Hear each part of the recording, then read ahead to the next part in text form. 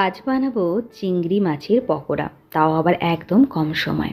প্রথমে চিংড়ি মাছগুলো ধুয়ে নিয়েছি, আর চিংড়ি মাছের একটু নিচ দিয়ে একটু হালকা হালকা এভাবে নিচের দিক দিয়ে হালকা হালকা কেটে নিয়েছি। আদা রসুন পেস্ট, নুন আর একটুখানি গোলমরিচের গুঁড়ো দিয়ে ভালো করে মাখিয়ে সাইডে রেখে দেবো ম্যারিনেট করে।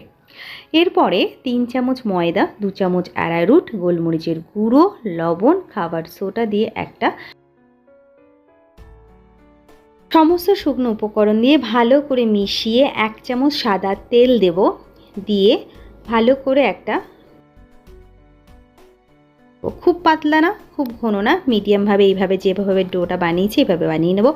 একটা চিংড়ি মাছ নিয়ে একটু ময়দার কোট করে নেব, ময়দাটার মধ্যে কোট করে নিয়ে তারপরে ডোতে ডুবিয়ে গরম গরম তেলে এপিট ওপিট লাল লাল করে ভেজে নিলে রেডি হয়ে যাবে। চলুন তেলে ছেড়ে দিই এক এক করে। এরপরে 1 চামচ মিওনিজ আর 1 চামচ দিয়ে একটা সস বানিয়ে রেখেছি। লাল লাল করে ভাজা হয়ে গেলে গরম গরম পরিবেশন করুন, খেতে কিন্তু বেশ ভালো লাগে। ছোট থেকে বড় সবাই কিন্তু আনন্দ সহকারে খাবে, একদম কম সময়ের মধ্যে এটা হয়ে যায়। অবশ্যই বানিয়ে খেয়ে বলবেন কেমন হয়েছে। আজকের মতন টাটা, ভালো থাকবেন।